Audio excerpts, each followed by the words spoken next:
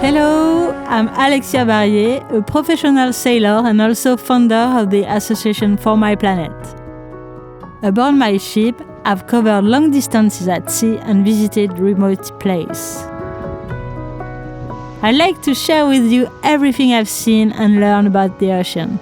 But there is not enough room on my boat to accommodate all of you. So with Wild Immersion, we propose a series of immersive episodes to discover the ocean. Actually, I think he's waiting for us. We can't keep him waiting any longer. Let's go and meet him.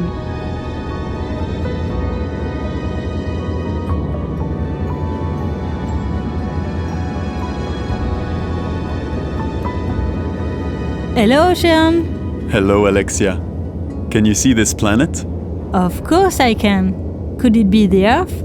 Yes, one can recognize it by its color, ocean blue. Hence the name, the Blue Planet. Exactly. And as you may already know, I cover 70% of its surface.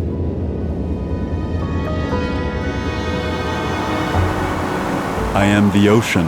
I am home to hundreds of thousands of living species, both animals and plants. Some of which you all know of, but most of which you have yet to discover. Wow, amazing! But tell me more, how did it all begin? To find out, you have to go back to the origins. You see, I'm as old as the world itself. Over 3.5 billion years ago, I was still empty and lifeless, or so it seemed. What can you see here? Well, nothing at all. But they're here, invisible to the naked eye. Cyanobacteria.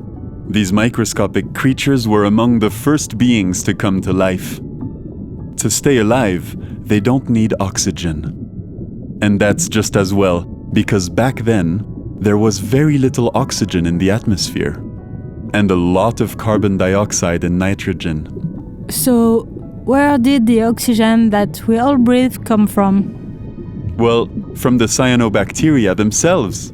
Thanks to sunlight, they are actually able to absorb carbon dioxide, transform it, and release oxygen, like the plants we know today. Ah, you mean they are capable of photosynthesis?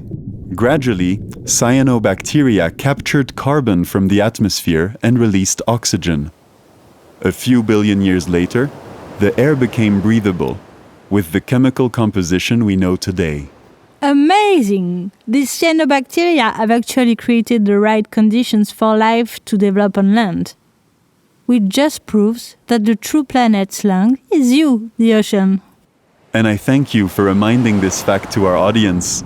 I produce more than half the oxygen present in the atmosphere.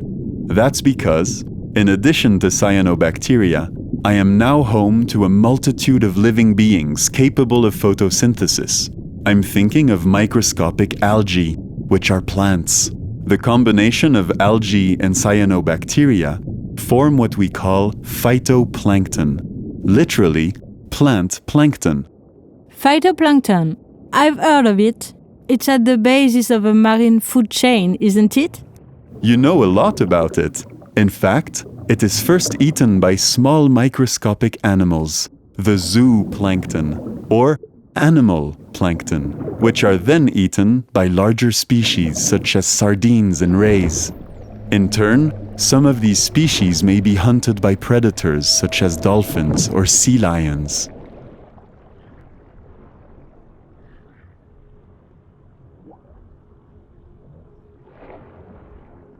Even the world's largest fish, the whale shark, feeds on zooplankton, which, as you know, eats phytoplankton.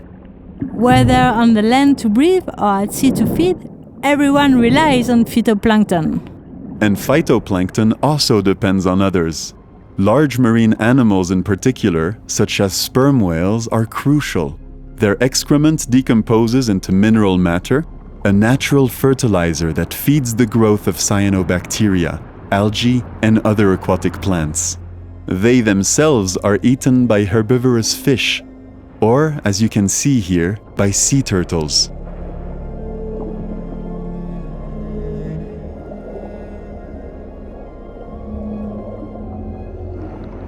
For their part, large predators like sharks maintain the balance between plankton and all those who feed on them. More than a food chain, it's a cycle, a real network. So, when we catch too many fish, hunt whales, or damage the seabed, are we endangering this marine web? Indeed, and at a time of climate change, phytoplankton and their allies, such as sperm whales, are essential because they capture a large amount of the carbon dioxide produced by humans. And they have their hands full because we're producing tons of carbon dioxide. Too much for them to capture, in fact. Fortunately, there are plenty of solutions to reduce our carbon footprint in the atmosphere. Like walking or cycling to school, for instance.